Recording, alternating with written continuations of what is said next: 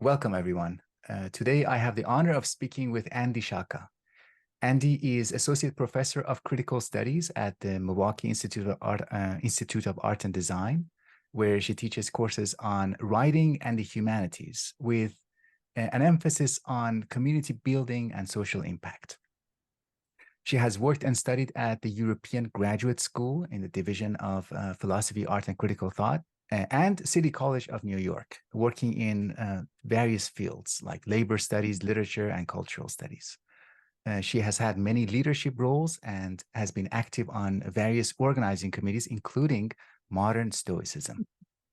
She was the original founder of the Milwaukee Food School, a center for learning, innovation, and resource sharing in the Milwaukee community. So thank you very much, Andi, for accepting my invitation. I've been looking forward to this because I really just want to hear about your views on education, your views on community building, and maybe we can start there. Okay. Community building and the relationship between education and communities and how that has featured in your experience. Absolutely. Thank you, Davood, for having me. It's a pleasure to be here.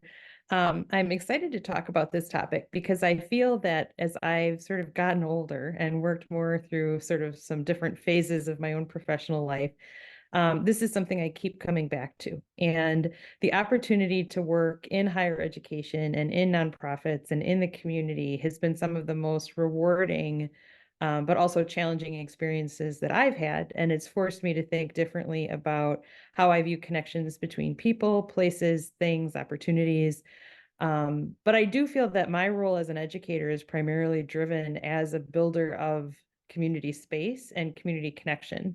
I've long felt that collaboration rather than competition is a more effective movement forward in terms of what we get from our students, helping them see that it's okay to make mistakes. In fact, it's encouraged to be bold and to try things that maybe they're a little bit fearful about or unsure about, and to really get the experience of growing through that sort of discomfort or that, lack of knowing.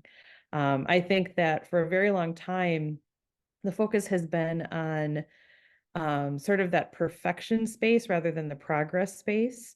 And I'm not using that in the way that I think some people have used it recently, right? Which is a very kind of jargon focused, like anything goes, just throw yourself out there kind of way. I think that deliberate action is important and thoughtfulness is important. But I find that the spaces that I feel best in are areas where I can contribute, where I can listen to others, share ideas, and then also maybe have my views changed. And that's certainly been the case in the most recent educational positions that I've had, both with the Milwaukee Institute of Art and Design, but also in my time spent with the graduate school at the Culinary Institute of America. And then in addition to my doctoral work with the EGS, I'm also involved in the administration there, working on accreditation and assessment. And so that also kind of creates this idea of what are we doing and why are we doing it? And I think that's kind of at the root of any sort of community effort. Is this important? Will this yield results? Will there be an impact, and will that impact reach others beyond the scope of our group of control, which I think is really important. Mhm. Mhm. I want to ask you a quick follow-up. Do you think that Sure.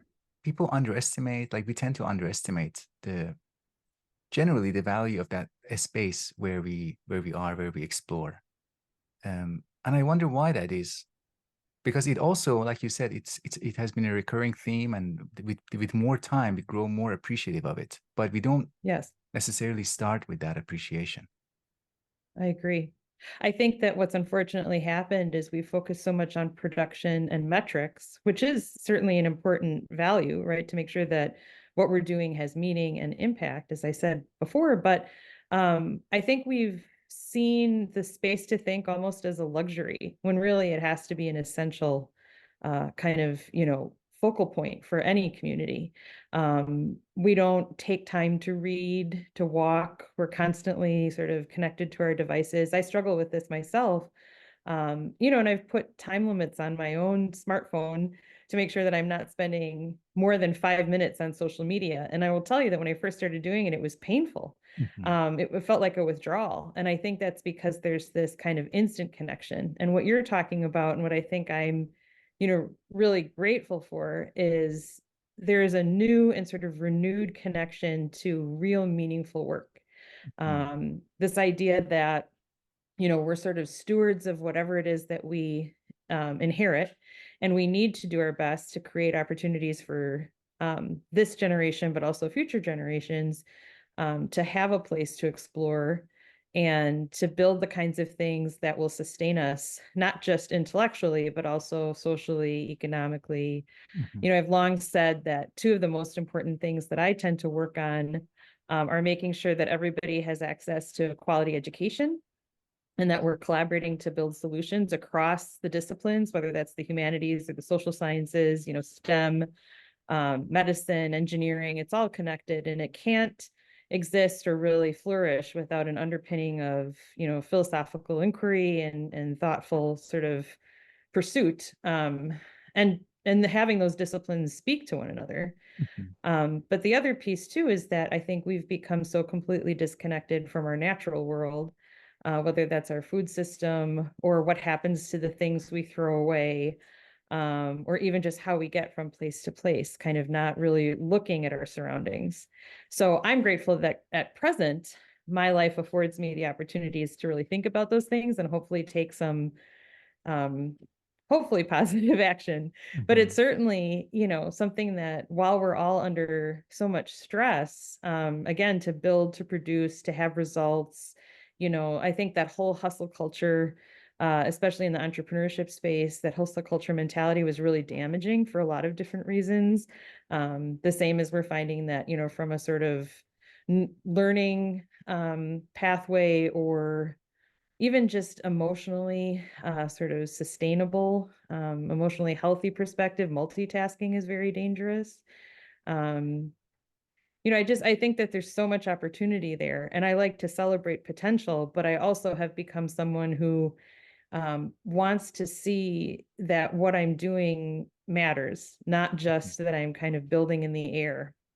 And I think that there are certain sort of like sectors, even within the higher ed space, where it's either all about the kind of bureaucratic metric, piece, which is, of course, a language that I feel somewhat fluent in my roles with EGS and my roles with, the Culinary Institute of America. I was heavily embedded in that accreditation process, which is important. But I think that there's other ways that you can measure learning beyond what ordinarily gets talked about, and the objectives and, kind of the things that we tend to focus on as community need to include the voices of the people who are being most impacted by it. And that often is also not the case. So you'd have someone come in a managerial position, especially in a higher ed institution, and they would set goals, and these goals would cascade, and there'd be departmental meetings, and, all that stuff has its place. But in the classroom, if you're not creating excitement around the learning opportunity with your student, and you're not inspiring them to go forth and do something with that knowledge that you're sharing, what's the point, right? mhm. And I like the fact that the fields that I teach in or have taught in most recently provide me with opportunities to learn equally from my students. I see us as kind of co-conspirators on this like learning pathway, and I get to share with them what I've learned. And, they in turn open my eyes to all kinds of different things. But we have conversations. It's not the sort of typical power structure that my educational experience is often held. And not that that's bad. I feel very lucky to have studied, where I studied until I got to New York. But when I got to New York and started with City College, and when I went to EGS and, sort of found the magic mountain and all of that freedom, it was life-changing for me. It was a completely different way of doing things. And I never wanted to return to sort of what the old system had been. Wow. Yeah. Wow. We'll get to that, hopefully, hopefully. Okay. Okay. But within community space, I also wanted to more narrowly ask you about relationships and types of relationships. We hear about mentorship, for example, or Yeah. advisory relationships, but there are also friendships and partnerships, co-authorships, and so on. And Yeah. this is uh, extremely important, but we don't always think about it, or don't think about it clearly. I know it is a very big topic, but I also wanted to hear about your views on these categories of relationships and their place in education. Absolutely. And thank you for the question, because it's one I get very excited to talk about, because I feel it's an area for me that when I reflect on kind of where I am right now and what I hope to still achieve, I recognize that this is an area in which I struggled greatly as a younger person. So I have the incredible good fortune to be married to someone with whom I work and whom I find, to be brilliant across a bunch of different topics. And our friendship and our working relationship and our partnership, as a husband and a wife is incredibly valuable to me. And it's been one of the most sort of fertile grounds for both struggle and success that I've ever had. So I think as a person who came into an educational and relationship building system that was very focused on achievement and there was a high expectation, it was a very sort of top level, the best of the best, kind of mindset. um, what I learned from that was to come into a room and to occupy as much space as I could initially through what I had to say. And so I was always someone who would talk first, raise my hand, really kind of try and get my ideas across. I focused far less on listening than I did on having a voice. And there are advantages to that, depending on kind of where you grew up and when. And of course, all of your demographic information kind of dictates whether or not people want to listen to you in the first place. But that became my default operating system. And so it was a sort of force of will, steamrollering. People knew who I was when I left a room. And that was kind of how I felt good about whether or not I had contributed anything, had I been heard. And what's happened over the years, in part through my marriage, in part through my own course of studies, and the fact that I'd, had the good fortune of entering rooms that were much more, well, much brighter and much more inclusive than the ones that I had maybe had exposure to before. But also through, you mentioned the modern Stoicism position, also through my own Stoic practice, I've learned that that's not a good way to Mm, actually connect with others, right? In fact, it's a very bad way to try and kind of force your way into the space. And it was never really coming from a place of, poor intent. I didn't want to like dominate or silence others. I thought that I was contributing. And so the thing that I've learned, going kind of back to your original question, is that I do much better when I try to listen first and then think and then give myself the time to kind of reflect, process, and speak. And as a result, I have richer relationships. I've also been able to find a different level of kind of like gradation in a relationship. I can have a work colleague whom I respect greatly. We can have wonderful conversations, but they're not someone that I need to invite over for dinner. And that doesn't cheapen the relationship, right? And I think that there is this kind of idea that you have to be all in on everything all the time. And I'm an outgoing, maybe omnivert would be a good way to put it, but I really need quiet time. And so my most rewarding relationships are the result of taking the opportunity to get to know the person, to listen, to ask questions, to share maybe in shorter segments, to try and really build uh, a connection that feels mutually rewarding. And I've, moved away from some relationships. There was a period where I think during COVID, a lot of people did a lot of different things and some baked sourdough bread. And I joined boards and I suddenly found myself on like 8 or 9 nonprofit boards and, in some cases in presidents of board of directors roles. And it was a very intentional decision to try and connect with others and do something positive, but it wasn't what I would have sort of chosen for myself at this point in my life. I've stepped back from things. I'm doing more kind of locally connected work. I'm really throwing myself into the teaching experience for the first time as someone who's just an educator, not wearing all of these other hats. mhm, mhm, And mhm, I think that that's the important thing is we have to really build our relationships around creating value and connection in meaningful ways that will last through and endure challenges, but also have the opportunity to thoughtfully kind of close a relationship or close a door in a kind way, sometimes even in a loving way, but recognize that there's a seasonality to our connections with others so much as there is to the natural cycle of the earth. And that can be difficult and it can feel like a failure, I think, Mhm. for a lot of people. But it's much more rewarding when you surround yourself with the kinds of things and people that, bring you great energy, and allow you to do more with the times and opportunities that you're presented with, I think. Yeah, yeah, yeah, yeah. Yeah. I relate to what you said, the way you described it as initially, I also had this tendency to be more forceful in my social presentations and try to make a great first impression or within a Yeah. quick span of time. But Yeah.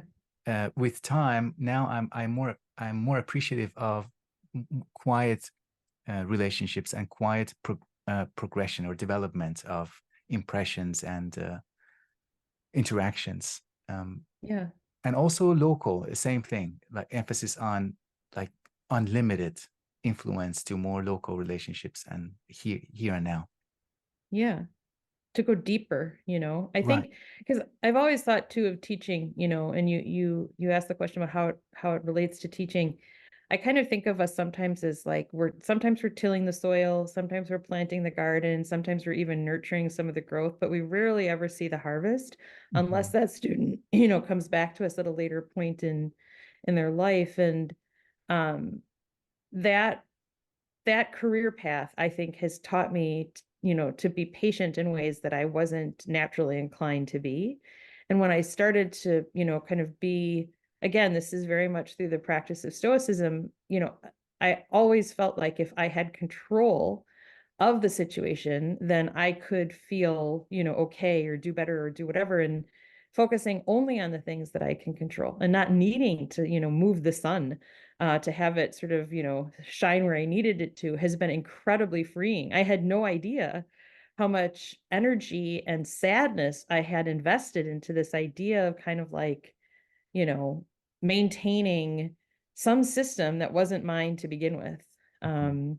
So the friendships and the relationships that I have, I think, are deeper and more meaningful as a result. But I'm also able to float in and out of spaces, with less sort of anxious energy as well. So if I recognize that I'm in a meeting where I might not interact with these folks again, I don't need them to remember who I was, right? There isn't that sense that I used to have. It was, did we create a powerful experience, or did we solve a problem, or did we at least neutralize something, or was it, even just kind of like benevolent for being a nothing, right? Like it's Right, okay to right. have a dialogue with someone that doesn't lead to world-changing events. And that was hard for me to learn, but I'm so Mhm. happy that I have, Mhm. because it makes everything more fun too, right? Because I mean, that's the thing. It's all really great work, but if you're not enjoying yourself, um, Yeah. you're missing out. Yeah. I had to learn the hard way during my own graduate school studies because I had these a couple of times I had great friendships and I thought, it would be so great to collaborate on Yeah. research or on writing together. But Yeah. I found that when I did that, I put a strain on the friendship, and I realized maybe I don't have the skills to handle this new relationship. I thought it would be just the same. It's like the sum of parts. I know how Yeah. to collaborate on research, and I know how to be a friend. Maybe I thought I knew, but the synthesis of the two was very new, Yeah. and I almost lost a friend or a couple of friends for that reason, and I had to kind of backtrack and manage my expectations, manage my like idealization of the situation and the friendship. Yeah. So yeah, I wish I had more preparation. So maybe there should be more work on this, more discussion of how to manage these. What is a friendship that turns into collaboration, and how to Yeah. navigate that. Yeah.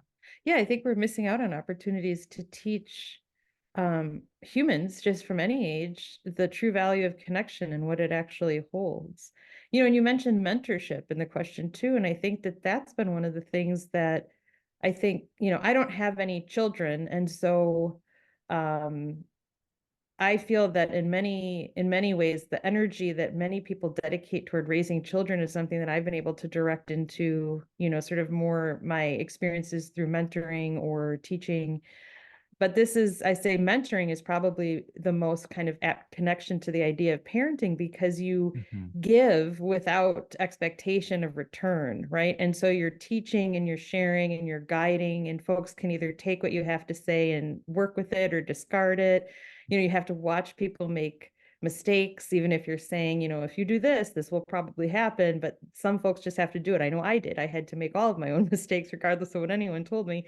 But I've had mentoring relationships too, where that painful realization has been incredibly front and center. You help someone, you guide them, they're excited to get to this next level. And then you recognize that while you were sharing ideas, perhaps for that person, it was purely transactional. And Mhm. so now that they've gotten to where they're going, you're no longer a part of their conversational circle. You're no longer a part of their sort of planning process. And to be okay with that takes a very specific, again, kind of like forward thinking mindset. Like, I recognize that that was the purpose of this connection. Mhm. Um, but for some Yeah. folks, that can feel really scary. Yes. Yes. Yeah. It's so funny you mentioned that, because I now live near University of Toronto, where I did my Okay. completed my graduate studies, and it's so Yeah. weird when I walk by the buildings. Uh, I still find it sometimes difficult to accept that I have no place there now. So that Yeah. relationship that you had to describe, sometimes we might have that with the whole institution. That, Yeah. oh, I thought this was like a relationship that wouldn't Yeah. end, or I would always have a place here. But uh, yeah, those are like we come to terms with those in the process. It's Yeah. interesting. Um, And to accept that we may have a different imagining or reimagining of a relationship. Like you're talking about, like that influential place and space and all of the experiences you had there. But you're not you're not in the sort of priority space for anyone right. who's there now, right? They're having Yes. their own experiences.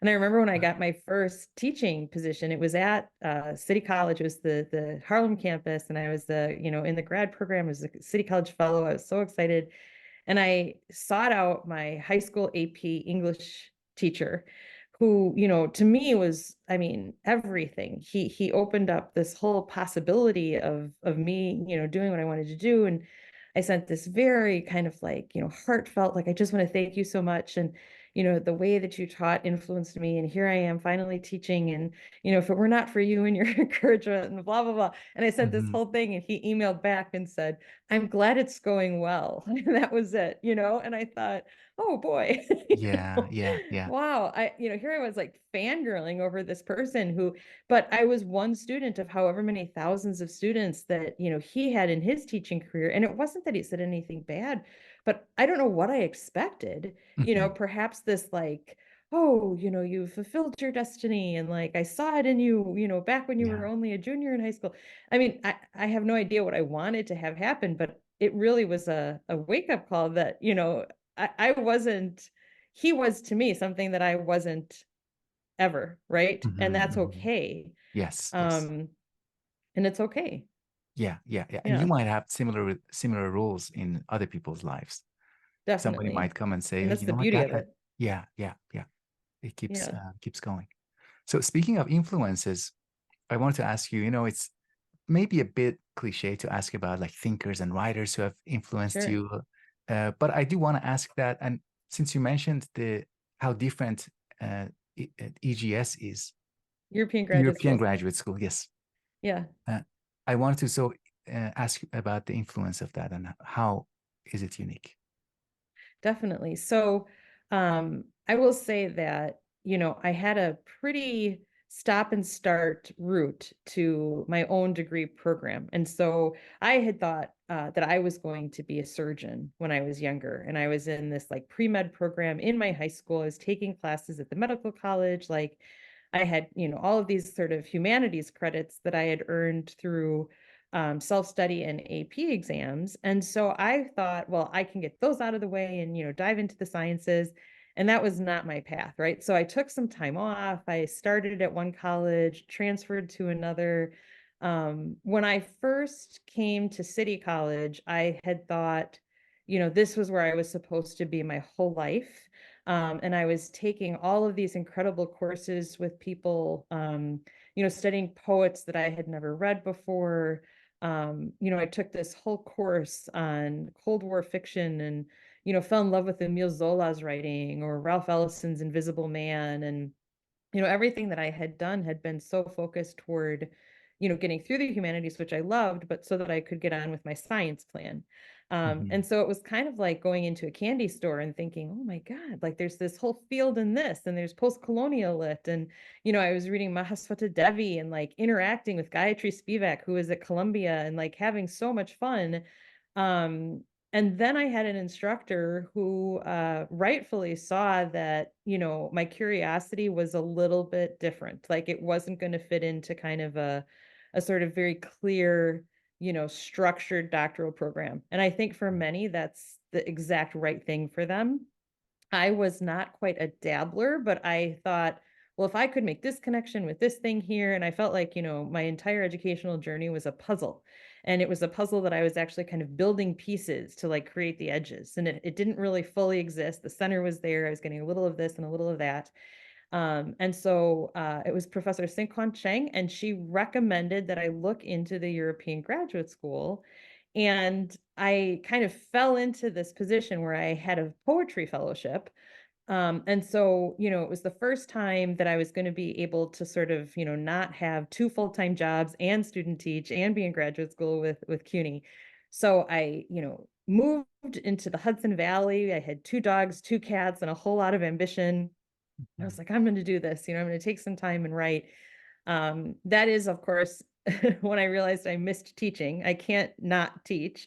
So I took a position teaching a culinary writing course at the Culinary Institute of America, which was just down the road.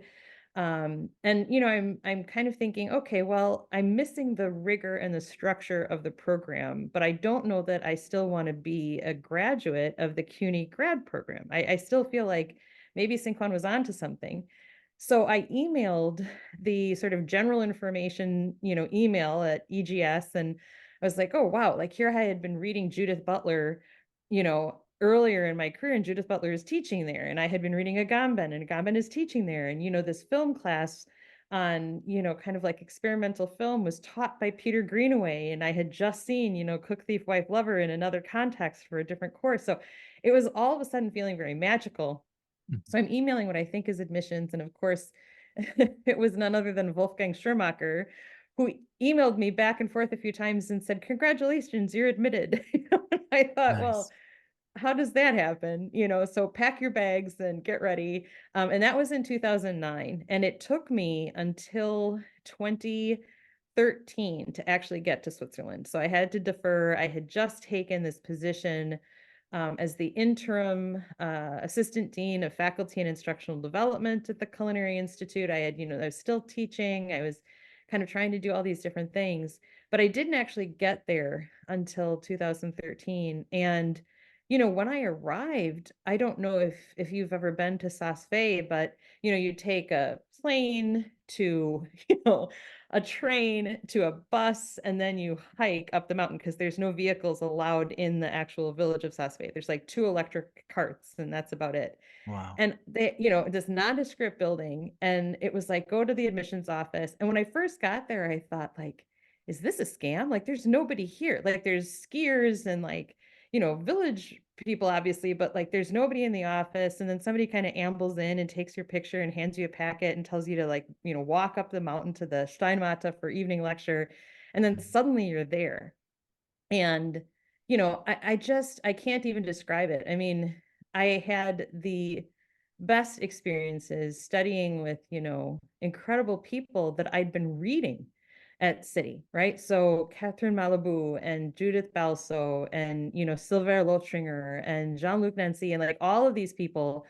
I got to perform in the play of the Ahmeds for Badu, like Badu's play, and play one of the characters for Badu. And it was one of those things where I kept saying to myself, like, I cannot believe this is, real. Like, I cannot believe this is real life. But it was extraordinary to be with people from all around the world, all of whom had some burning desire to do something different, There was a huge contingency my first year from Berlin. They lived all over normally, but had settled in Berlin and were like making art. Then the next year, there was this kind of like practical group from Italy. We got to go to the Biennale. You ate with your instructors, you were morning till night. And I felt like it was kind of my heaven. This was something that I had dreamed of since I was really a child, is this environment that's completely centered around the idea of getting thinkers to speak with one another and argue, but respectfully, and, explore all of these different things. And I think in some ways I've been trying to recreate that, not recapture it, but at least build some of that enthusiasm and that sense of open possibility into the other projects that I've worked on. But it's such a special experience. And it's something I wish for every person to experience in their field, whatever their field may be, to have that total immersion, and just grow from it. Because it was very frightening. The first year I went. So, my husband Greg very well, and he was creating some videos for me because I was going to be, studying Heidegger's work of art, and I felt totally ill prepared. So there's these very short breaks where people can, have their coffee or smoke their cigarettes or do whatever it is that they do, and then you come back into the classroom. So I had my headphones in, and we had just started talking about it, and I was watching Greg's video on my laptop with my headphones in on Heidegger, and someone walks behind me and they're like, "Oh, I love that guy's stuff."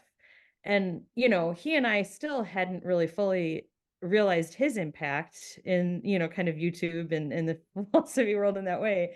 And at first I thought I misunderstood her, and I said, "I'm sorry, what did you say?" And she said, his videos are so great.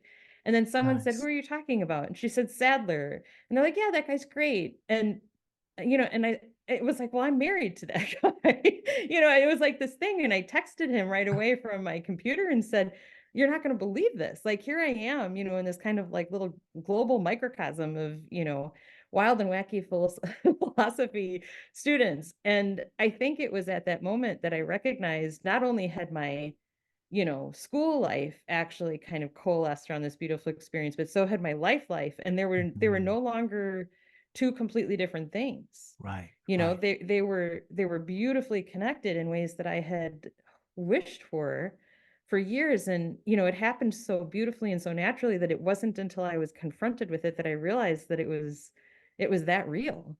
Yeah, yeah, Um, yeah. and that was really cool. That was a whole lot of fun. Great. Um, Wow, wow. yeah, And I think that the instructors there, they don't teach courses that are formalized. They instead teach, I mean, they talk about what they're currently working on. And often, that, yes, I think that also contributes to the freshness and excitement. And because there absolutely. are, maybe because, as you said, there are people from different disciplines and they want to communicate with each other, that kind of trying to make things accessible naturally uh, arises, as opposed to like, let's make an introduction to, I don't know, post-colonial theory. Absolutely. Yeah. Absolutely. And I will say too that, under the leadership of Dr. Christopher Finsk, who is the current president of the EGS, um, there's so much that has changed, and beautifully structured, but still very um, organic ways. And so, Mhm. the conversations have shifted. And so, yes, the rigor has increased. People are expected to bring what they're working on. But also, there's an online component. And so no longer is it restricted to folks who are sitting in the Steinmatte, right, in Switzerland.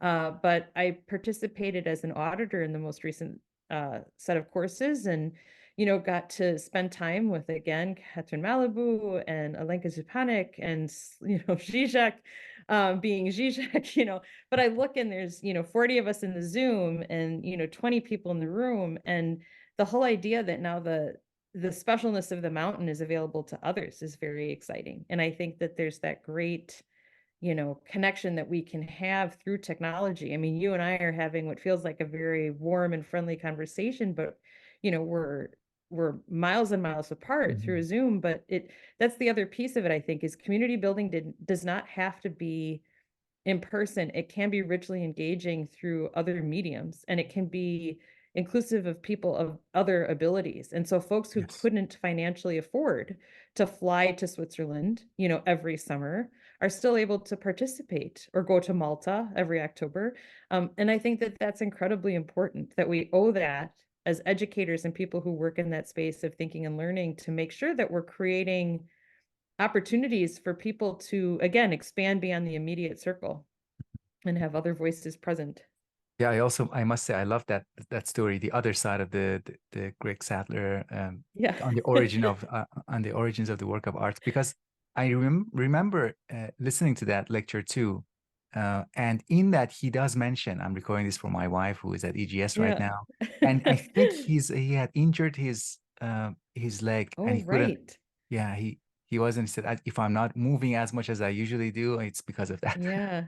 Yeah, Yeah, interesting. that's true. That's Yeah. true. I remember that as well. Yeah, it's just, I mean, how beautiful, right? Like to have that kind of at the core of what you get to do every day. Hmm, hmm. So yeah, I feel very lucky, very fortunate, Right. you know.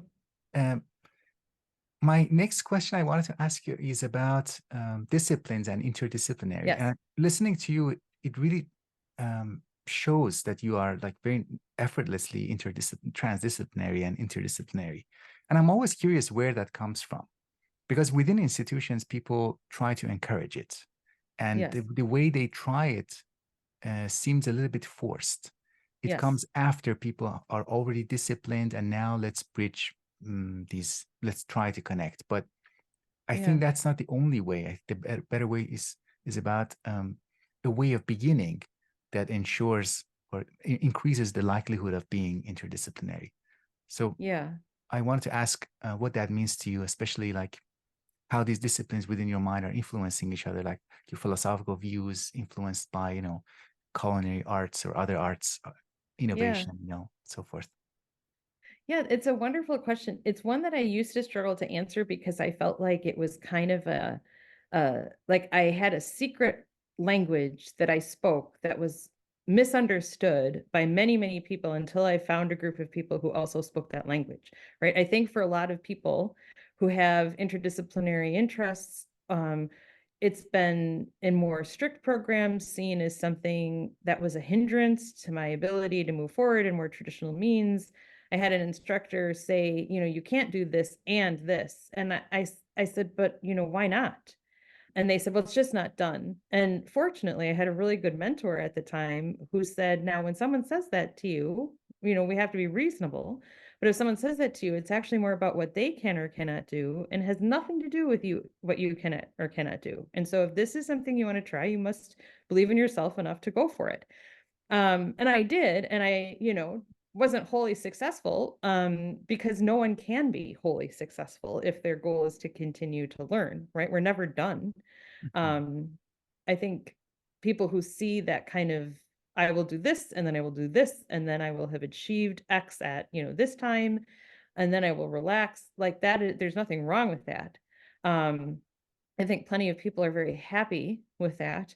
I could never be one of those people because I feel too curious.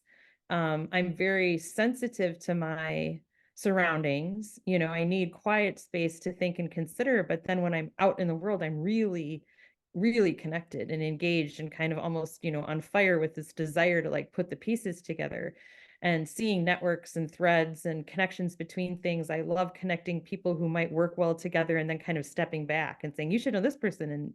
And, this is a great conversation you can have. And when I get like, copied in an email after Mhm. connecting someone, I often have to say, like, you can leave me out of it now. Like, I've done my thing, right? My thing Right. was to bring the two of you together. I don't need to be a part of it anymore. But I think we're so trained to like keep that, circle closed or to make sure that the person who sort of, lit the spark is still very much tending to the fire. And for interdisciplinary studies, I see that as almost an obligation because we have to be able to connect these things. We have to be able to, you know, again, going back to kind of the work that Greg does, I mean, one of his things is he makes difficult concepts accessible to a wide variety of people, right? Puts philosophy into practice. What difference does it make if you know all of these things and you can never do anything with them? Um, Mhm. it's a joy to just learn for learning's sake. I'm not saying that that's not important. But for a current example, so at the Milwaukee Institute of Art and Design, right, it's called MyEd. I'm developing an interdisciplinary food studies and food experience design program. And I actually just very recently was afforded a grant to put together an art show in November where it's going to be collaborations across the disciplines in terms of turning food waste into art. And so Mm. I've been teaching this course since 2019 at MyEd that I developed, kind of leveraging the experiences I had with the culinary and saying, artists and designers are problem solvers by nature. And so we know that food waste is a terrible problem and it needs to be solved. How can we create solutions? And these students at the undergraduate level have created the kinds of projects and actual concepts that far surpass, with all due respect to the brilliant minds at the culinary, right, far surpass the graduate projects that were being created by students in the graduate program in food business innovation and entrepreneurship. And it makes me so excited because the approach that they're taking is oriented from a different sort of question space, right? So in the culinary world, you've long probably heard, the appropriate response to any direction is yes, chef, right? Like you follow the hierarchy. The brigade system is modeled after the military for a reason. Like, you're told to do this, you do this. And there's incredible value in that. Consistency, efficacy, like all of these great things, not wasting, all of that is important. But at MyEd, the initial question is why, right? Why are we doing this? Can we do it better?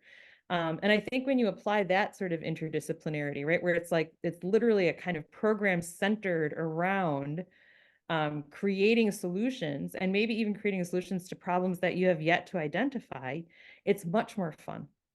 And the students get very excited about it. They've created incredible things. We just had a showcase of this last semester's class of work. And I was talking to some folks with a major organization who are also putting together a Catalyst grant to help independent restaurants, and submitted, 3 of my students' projects for national consideration to actually put these into place in restaurants. So that kind of stuff is really fun, but it's not just, the food and the philosophy or the art and design components and, some of these other things. I feel that we can be so isolated when we stop asking questions and stop being curious about what our neighbor is doing in a really, thoughtful way. It's not to put, kind of these like the word silo was so overused, but that idea that we're kind of separating or siloing our work. Rather, it's to build, I think, a new language that includes bits and pieces of the two sort of shared disciplines. And then you can bring in a third, and you need those people too, though, who are willing to make mistakes and say, so are you saying this? And what if we tried this? And I've always had that willingness, right, to kind of be a fool for the sake of trying something. And some people are not comfortable at all in that space, and that's okay. But you need the fools to just throw it all, kind of before the crowd and say, how do we deal with this? Mhm. How do we solve a problem using the resources that we have? It's kind of like a potluck supper, or a stone soup. Like you bring Mhm. whatever it is, excuse me, you bring whatever it is that you have, and you trust that your neighbor will do the same, and then you create something. And it sounds very, kind of hippie, new age, utopia minded, but actually, I think it works really, really well in any kind of environment. Because if I'm looking at you and I'm asking you questions and I'm connecting with you, I'm learning, your humanity in ways that will help me be a better person, to, be more virtuous, even to make more considered responses to the things that you say, Mhm. you Mhm. know, Mhm. and I get great joy in that. So my selfish motivation is that it brings me incredible joy to see things build and happen and to see people excited about their work. And so teaching is the best gig on the planet for that, right? Like there's no better environment. I may not always feel the same when I'm, grading 25 projects. Sure. Um, that's probably the least, kind of enjoyable part of it. But even that has become something that I think has taken on a different meaning over time, because I see it as the opportunity to share feedback, much less than, sort of assigning value. And Mhm. we talk about that in my classes, on day one, that feedback is a gift and you don't have to keep the gift. You can certainly return it or discard it or, take it to heart or somewhere in between. But if we're not looking at the project itself and instead just kind of assigning, check marks or numbers, I don't know that we're actually creating anything that person can work with.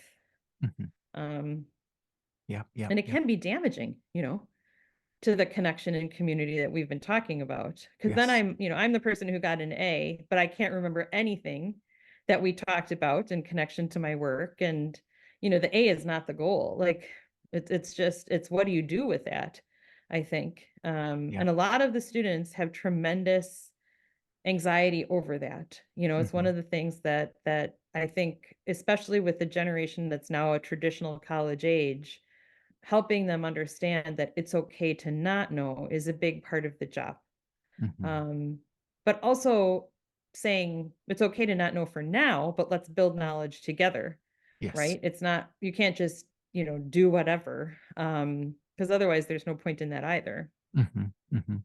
You in the beginning of our conversation, you used this phrase that I really love. I think it was perfection spaces. That's what Oh we are yeah. striving for.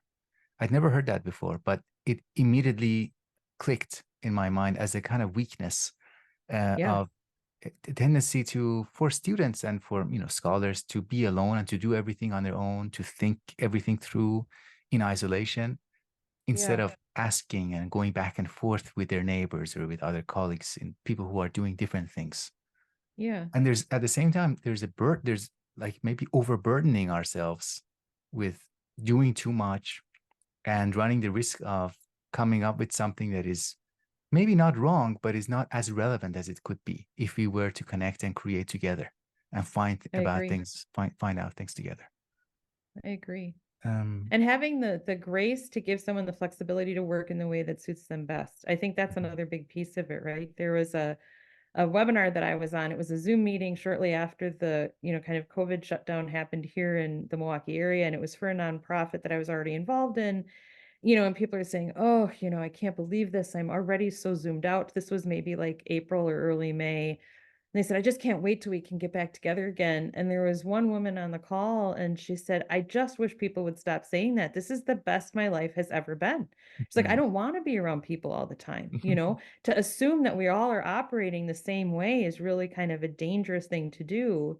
yes. And I would never want to be in an open office, right? I love engaging with people, and then I love being able to retreat. And so what you were saying about these spaces where, I can desensitize, I can, engage fully, like we have to build kind of a system of, again, the progress spaces, not the perfection spaces. How are we building toward building rather than building towards simple, kind of assessment achievement metric is achieved, cut off, right? There's no connection, there's no kind of pathway that weaves through things. And that feels very, staccato, and Mm, it is not rewarding to me, but I fully respect that there are some folks who really like that feeling. Check, mhm, on to the next, right? And it takes all of us working together to achieve, I think. So my progress space might look very different than someone else's, but it doesn't mean we can't still collaborate or work together. mhm.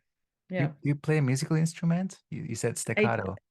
Yeah. Oh yeah, I I yeah, I played trumpet in the band Okay. when I was younger, but I my love is the piano. Nice, So, nice. yeah, yeah. Yeah, I got that In fact, metaphor. Yeah. yeah, yeah, yeah. I find That's myself, great. yeah, kind of drawn to it more and more lately, but yeah. Hmm, hmm. So I know I've already taken so much of your time Oh, today, that went so but fast. yeah, I wanted to maybe if you still have time, I wanted to ask Of you course. about things you're working on now, and including your because I don't think I know about your dissertation. I know your ABD, but Yeah. I don't know what was the topic. You've written it already. Is it? Can you It's talk still about being it? written. It's still being Okay, written, actually. okay, Yeah, okay. so Maybe I it can ask you after. If changed. oh, it I would love changed. to talk about it. I would love to talk Okay, about it great, at great, great. Please. at part two of whatever this Okay. conversation is. It changed completely, because the thing is when I first started writing it, I was still a dean with the Culinary Institute of America, and they generously paid my tuition. But then my Mhm. dissertation was intended to be something very focused on, kind of virtue ethics and the connection between sort of craft and work and philosophy. And now that I am in a very different point of my life and, had some minor but very rewarding interruptions to where I was and the work I was doing, moving from New York back to Wisconsin, where Greg and I are both from, and reconnecting with family and doing these other projects.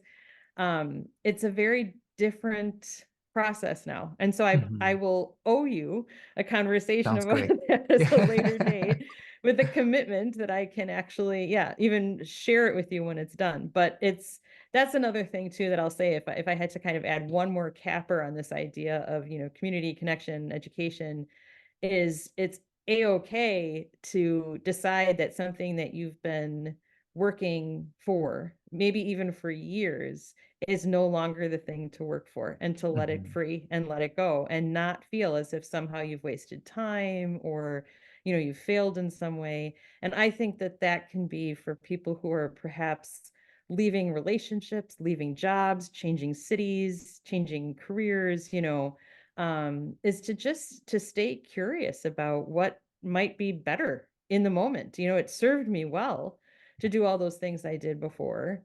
I was a building superintendent in New York City of 3 walk-ups doing like janitorial work while I was teaching at the graduate, center, and while I was a student.